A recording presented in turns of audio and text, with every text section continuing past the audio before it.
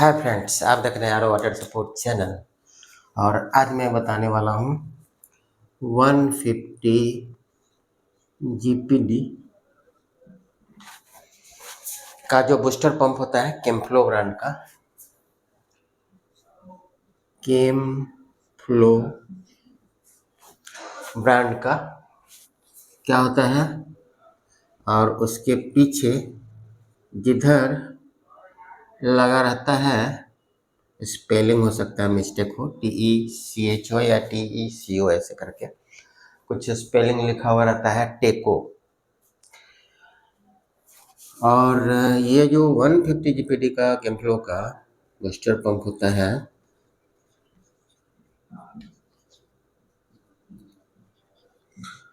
और ऐसा भी देखा गया है कि जो ये बूस्टर पंप है उसके साथ एक एडाप्टर का इस्तेमाल किया जाता है। और ये जो एडाप्टर है वो होता है 2436 वोल्ट DC पावर का। उसमें से एक होता है 24 वोल्ट DC और एक होता है 36 वोल्ट DC। और जनरली एडाप्टर का सेंस है मेरा यहाँ कि उसका जो ट्रांसफार्मर है वो बड़ा सा होता है, भारी होता है, और उसमें डायोड वगैरह लगा हुआ रहता है और कंडेंसर लगा रहता है, बस इतना ही। और SMPS का मेरा सेंस होता है कि उसमें छोटा छोटा जो भी स्पेयर वगैरह है, या वो डायोड है या कंडेंसर है या ट्रांसफार्मर है या IC वगैरह है या कुछ भी है, जो हल्का वाला होता है, जो यूनिफॉर्म मोशन से पावर सप्लाई करता है 24 वोल्ट DC का। और ये जो बूस्टर पंप होता है केमफ्लो का वो होता है 48 वोल्ट DC का, 48 वोल्ट DC। अगर इसको हम 36 वोल्ट DC का पावर देते हैं तो क्या होता है, एक जगह क्या हुआ है, ये मेरा एक्सपीरियंस है, एक जगह नहीं कई जगहों पे हुआ है। उसके बाद मैं सोचा कि नहीं, इस पे मुझे फोकस करना चाहिए। 24 वोल्ट DC से सोलनॉइड बल्ब का कनेक्शन कर दिया गया और 36 वोल्ट DC से ये 150 जीपीडी का जो केमफ्लो का बूस्टर पंप होता है 48 वोल्ट DC का, उससे कनेक्शन कर दिया गया। और जनरली 450 का या कभी कभार देखा जाता है 550 सीसी का फ्लोर स्टिक्टर का यूज होता हुआ, ज़्यादा करके 450 का ही देखा जाता है। और मेम्ब्रेन का जो यूज होता है वो हो जाता है, इसको RO मेम्ब्रेन बोले तो ठीक ठाक रहेगा। और ये होता है जनरली 75 जीपीडी टू 100 जीपीडी। ऐसे जहाँ पे मेरे साथ प्रॉब्लम आया है अभी हाल में, मैं उसके हिसाब से बता रहा हूँ, उसमें लगा हुआ था 80 जीपीडी का CSM का membrane, customer satisfaction membrane made in Korea. CSM का फुल फॉर्म होता है कस्टमर सेटिस्फैक्शन मेम्ब्रेन।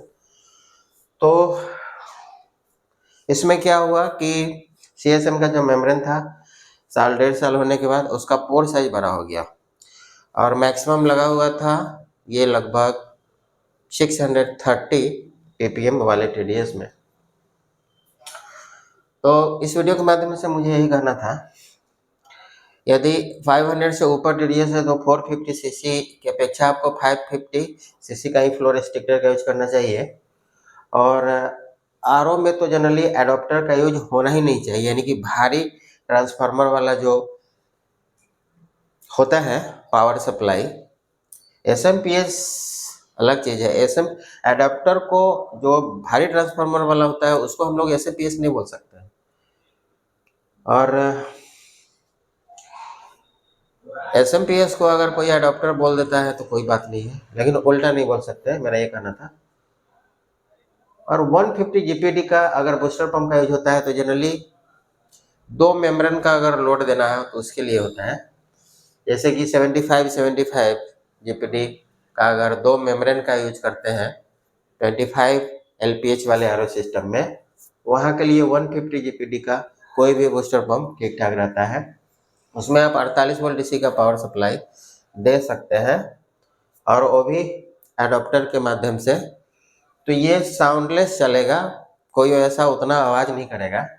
लेकिन अगर आप एडाप्टर का यूज कर रहे हैं और 24 वोल्ट डीसी का कोई भी बूस्टर पंप का यूज कर रहे हैं, 36 वोल्ट डीसी का पावर उसमें दे रहे हैं बूस्टर पंप को और सोलनॉइड को 24 वोल्ट डीसी से, तो पंप आवाज़ करेगा। 24 वोल्ट डीसी से पावर देने के बाद थोड़ा कम आवाज़ करता है, लेकिन फिर भी करता है। जनरली अधिकांश बूस्टर पंप का साउंड जो है, हमिंग साउंड जो है वो बढ़ जाता है। और ऐसे तो आजकल देखा गया है कि अधिकांश पंप जो भी आ रहा है वो साउंडलेस पहले की तरह नहीं आ रहा है, थोड़ा बहुत उसमें आवाज़ रहता ही है। तो इस वीडियो के माध्यम से मुझे यही शेयर करना था कि मेम्ब्रेन का लाइफ हम चाहते हैं कि 2 साल प्लस जाए टीडीएस मेंटेन होने के साथ। उसका पोर साइज, मेम्ब्रेन का जो प्योर वाटर का जो पोर साइज होता है वो बड़ा नहीं हो, वो होता है 0.00, यानी कि 0 पॉइंट के बाद 0001, 0.0001 माइक्रोन। और मुझे यही कहना था कि मेरे साथ हुआ है, 150 जीपीटी का कैंप्लो का बूस्टर पंप लगा हुआ था और एडाप्टर लगा हुआ था। 36 वोल्ट डीसी से उसको पावर मिल रहा था बूस्टर पंप को, 24 वोल्ट से सोलर बल्ब का कनेक्शन था और 550 सीसी का ही फ्लो रिस्ट्रिक्टर था। मैं ये नहीं कहूँगा कि 450 था, पहले न्यू सिस्टम जो आया हुआ था उसमें 450 का था। लेकिन जब मैंने मेम्ब्रेन चेंज किया इसका, क्योंकि उस मेम्ब्रेन का भी वही हाल था, वो मेम्ब्रेन चौक नहीं हुआ था, उस मेम्ब्रेन का भी पोर साइज बड़ा हो गया था, वो लगभग 200 टीडीएस के आसपास हो गया था। और अभी हाल में भी दूसरे स्पॉट पर भी मैंने देखा है, अभी मेरे पास 2 ऐसा कंप्लेन आया है जिसमें ये प्रॉब्लम देखा गया है और दोनों जगह सीएसएम का मेम्ब्रेन लगा हुआ है।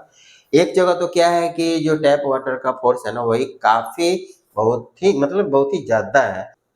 ऐसे तो वहाँ पे 150 जीपीडी का कैंप्लो का बूस्टर पंप नहीं लगा है, लेकिन वहाँ पे वो जो सिल्वर कलर का ग्रैंड फॉरेस्ट बूस्टर पंप होता है वो लगा हुआ है और उसका भी पावर काफ़ी ज़्यादा होता है। यानी कि जैसे 150 जीपीडी का कैंप्लो का बूस्टर पंप होता है उतना पावर तो नहीं होता है, लेकिन फिर भी देखा जाता है कि उसका जो पीएसआई होता है ग्रैंड फॉरेस्ट का, जो सिल्वर कलर में आता है, वो भी काफ़ी ज़्यादा होता है जनरली एक नॉर्मल पंप की अपेक्षा।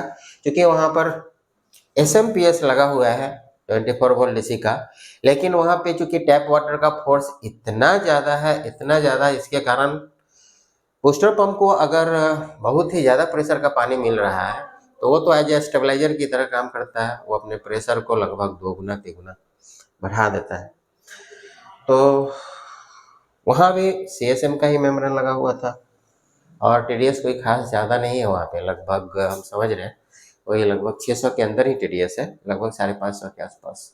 वहाँ भी मेम्ब्रेन का जो अभी जो वर्तमान में टीडीएस आ रहा है 130 पीपीएम के आसपास आ रहा है, तो वो तो नॉर्मली अभी चल सकता है। लेकिन इस हिसाब से जो कॉन्फ़िगरेशन से तैयार सिस्टम चल रहा था वहाँ पे टीडीएस 200 के आसपास हो गया, यानी कि मेम्ब्रेन का पोर्ट साइज बड़ा हो गया। तो मेरा कहना है कि आपको अगर एक ही मेम्ब्रेन यूज करना है तो 150 जीपीडी का बूस्टर पंप का यूज नहीं करके 24 वोल्ट डीसी का ही बूस्टर पंप का यूज करना है। और आरओ के साथ जनरली एसएमपीएस का यूज करना है, वो भारी ट्रांसफार्मर वाला एडाप्टर का यूज नहीं करना है, नहीं तो आपका आरओ साउंडलेस नहीं चलेगा। आप चाहते हैं कि आपका आरओ साउंडलेस चले तो आपको 24 वोल्ट डीसी का ही एसएमपीएस का यूज करना है, क्योंकि वो यूनिफॉर्म मोशन में चलता है। जबकि एडाप्टर जो होता है वो वोल्टेज के फ्लक्चुएशन के साथ साथ, जैसे कभी 200 वोल्टेज है, कभी 250 है, कभी 220 है, कभी 200 के अंदर है, तो उसके वोल्टेज के फ्लक्चुएशंस के हिसाब से जो भारी ट्रांसफार्मर वाला जो जिसको हम लोग एडाप्टर बोलते हैं अपने आरओ के लैंग्वेज में, तो उसमें देखा गया है कि वो पावर को कम या ज़्यादा, चूँकि वो बनाता भी है उसी हिसाब से 24 volt DC, 30 volt DC, ampere वगैरह का फर्क आता है, इसके कारण पंप का साउंड भी चेंज होता रहता है। तो उस हिसाब से अगर वैसा होगा तो फिर टीडीएस वगैरह भी जो है आपका अगर जैसे कि हाई वोल्टेज है तो उस समय काफ़ी पंप का हमिंग साउंड बढ़ गया, काफ़ी पंप तेज़ी से पंप कर रहा है, यानी कि बूस्ट कर रहा है पानी को, तो उस समय टीडीएस थोड़ा-सा अलग दिखाएगा। अगर मान लीजिए वोल्टेज डाउन हो गया, 200 के अंदर आ गया, 180 आ गया, 150 आ गया, ऐसे होता है। तो उस स्थिति में आपका प्योर वाटर का टीडीएस कम हो जाएगा, क्योंकि एक जो एवरेज प्रेशर आना चाहिए आरओ मेम्ब्रेन के ऊपर, अगर वो नहीं आता है तो फिर टीडीएस में भी फ़र्क आ जाता है, ऐसा देखा गया। ये मैं अपने एक्सपीरियंस के आधार पे बता रहा हूँ, ऐसा कुछ नहीं है कहीं पे ऐसा कुछ लिखा हुआ। तो हो सकता है ये वीडियो आपके लिए हेल्पफुल होने वाला है, और इस वीडियो को ज़रूर लाइक कीजिएगा, शेयर कीजिएगा और कमेंट कीजिएगा। Thanks for watching this.